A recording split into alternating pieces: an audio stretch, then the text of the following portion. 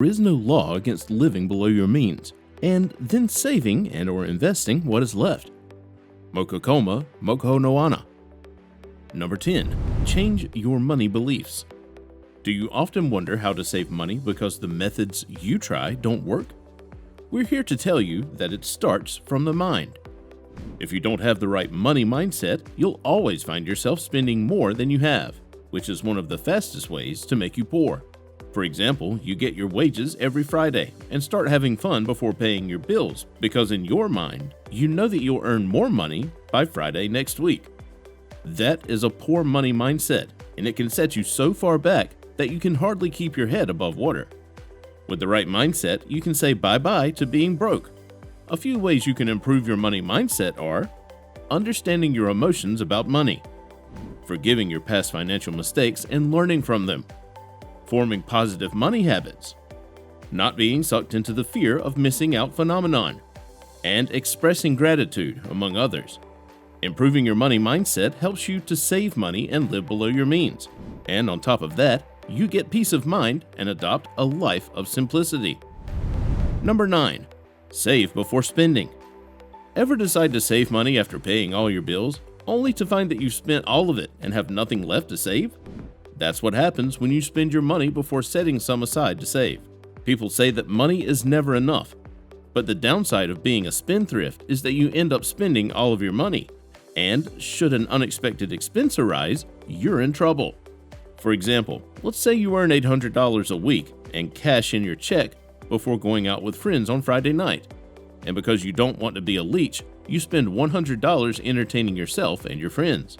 As you go home, you pass by the late-night fast food joint to buy greasy food that every drunk person loves, and spend more money. Not to mention the Uber to take you back home because you want to be responsible and not drink and drive. While having fun is not a problem, it is easy to spend money before you save. Saving money first and then budgeting for the rest helps you learn to live below your means because you're not overspending on things that add no value to your life. In addition, saving regularly brings you closer to attaining your goal. If you're not a saver, cultivate that culture starting today, and you'll be on your way to financial freedom. Number 8. Value comfort, not size.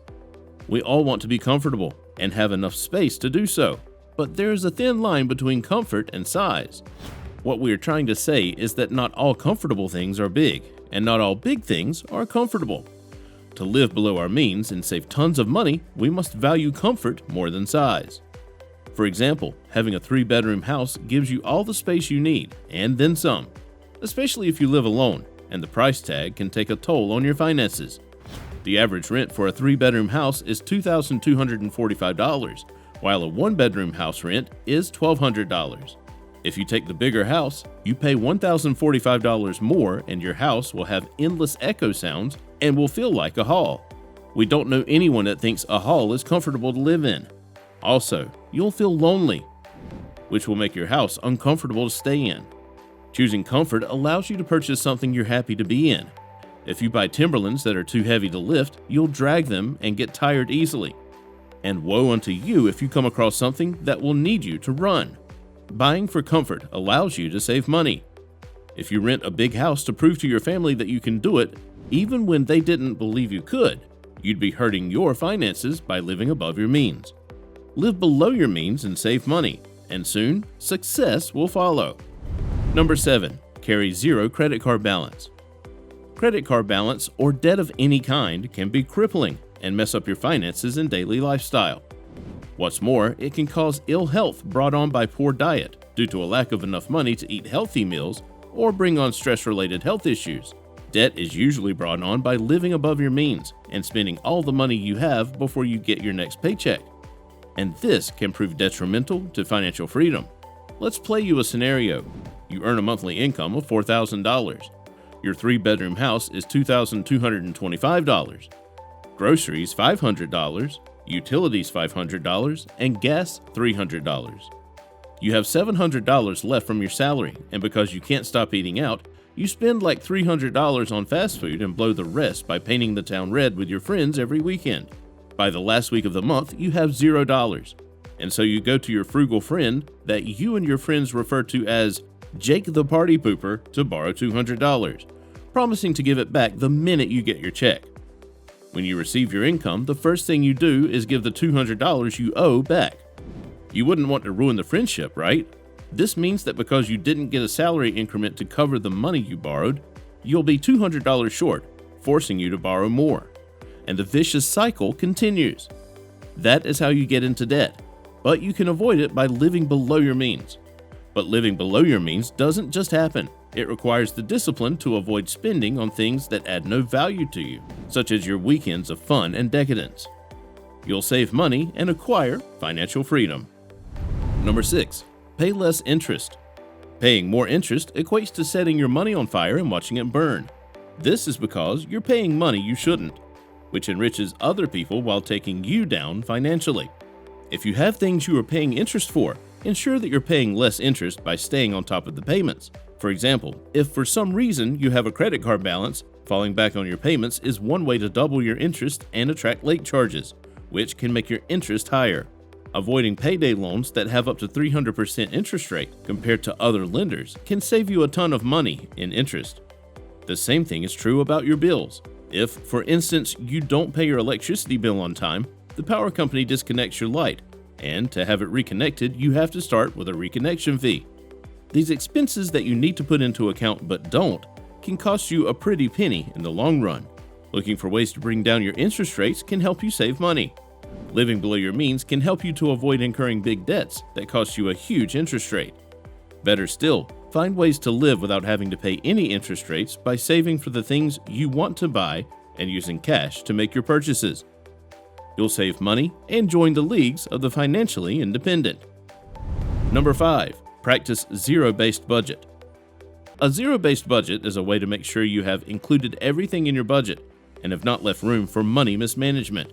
This works by looking for ways to live below your means to have money left to save after your expenses have been exhausted. For example, if you earn $3,500 and want to do a zero-based budget, your whole budget would look like this table right here.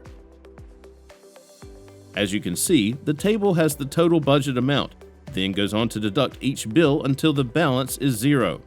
A zero-based budget prevents you from overspending because even the money you want to use on miscellaneous is included in the budget, which helps you start living below your means.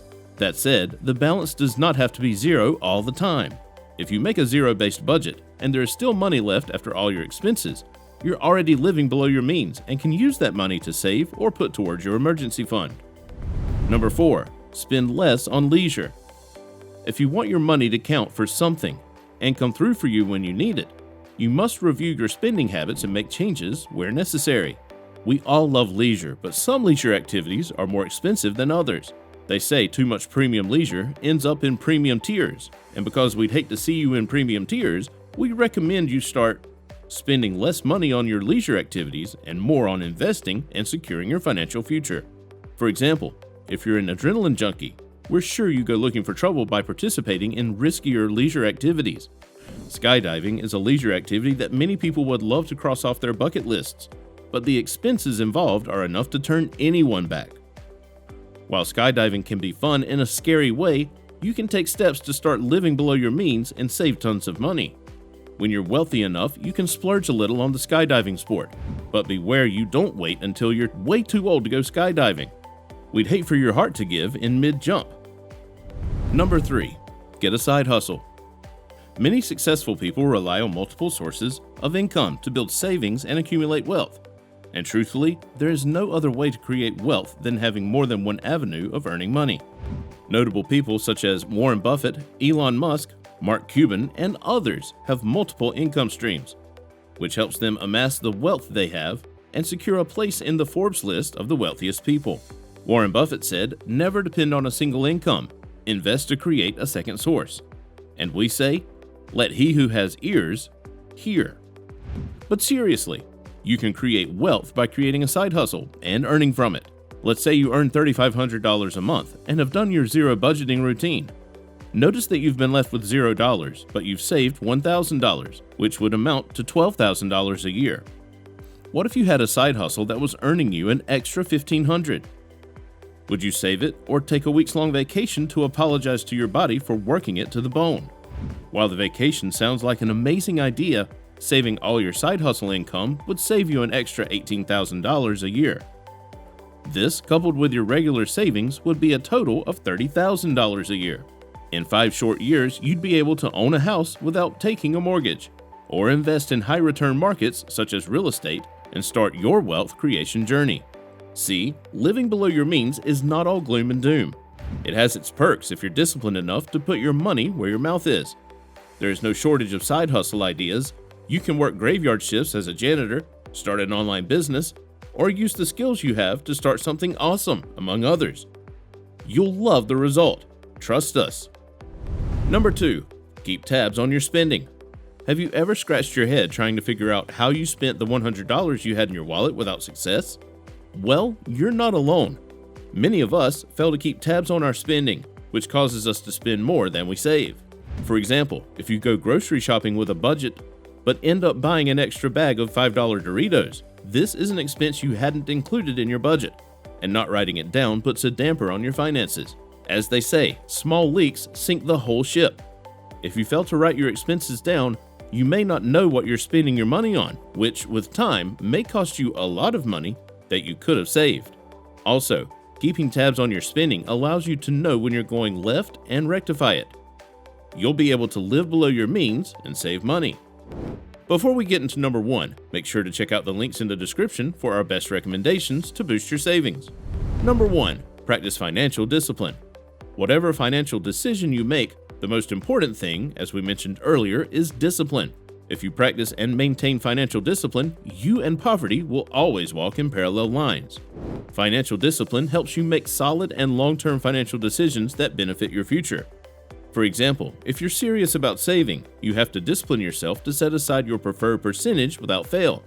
Saving only when you don't have too many financial obligations is not the right way to attain financial freedom. You must discipline yourself to save every month, whether you have obligations or not. Having financial discipline helps you to start living below your means, which helps you manage your money in a way you were unable to do before. Being able to manage your money equals financial freedom, and we, for one, are big supporters of financial freedom. So, how disciplined are you with money? Make sure to check out the next video. You're going to get a ton of value from this one. See you there.